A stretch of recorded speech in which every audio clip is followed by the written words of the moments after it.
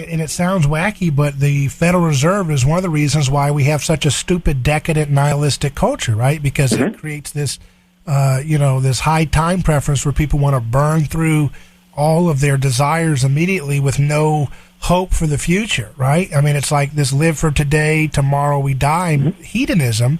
This is Epicureanism, and it's only allowed to maintain this kind of grip on our culture because the economic incentives, it's not the only, I don't want to make everything about economics, but it parallels nicely.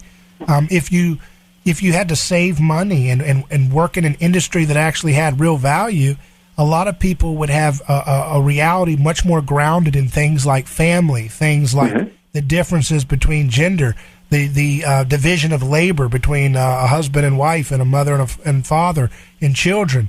The idea of taking care of your grandparents would be much more in vogue if your parents didn't have to gamble their stock, their whole life in the stock exchange just to try to have a retirement. They could just put their money away in gold and so forth, and it would maintain its value through the decades in relation to the goods available, right? And so this entire system is designed to incentivize the most hedonistic, nihilistic outlook, right?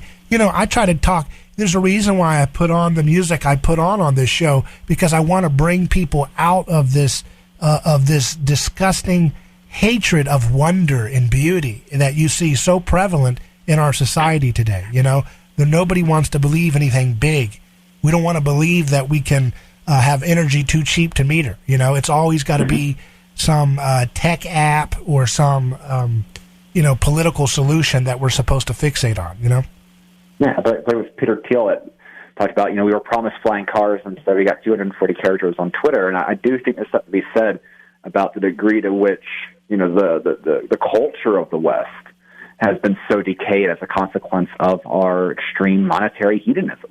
Because think about it, the core of civilization, right, is planting trees that your grandkids enjoy that you will never be able to pick the fruit from, right? And we've created an entire economic system that actively subsidizes short-term decision-making, and even worse than that, it punishes doing the right thing.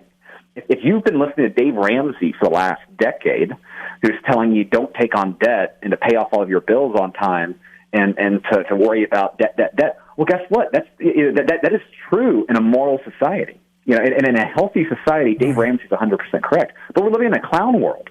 And in the clown world, if you're saving, at the bank, you're getting no return on your dollar. Why would you turn down a mortgage or try to quickly pay off a mortgage? You're paying 3.8% on a mortgage in a face of 7% inflation, right? Why would you have kids in a society that punishes you from having kids? Yeah. Why would you have a situation where you teach your children to learn excellence when you're told that excellence is a sign of racism, but we can give money to neo-Nazis? You see, it's totally insane. We've lost our minds.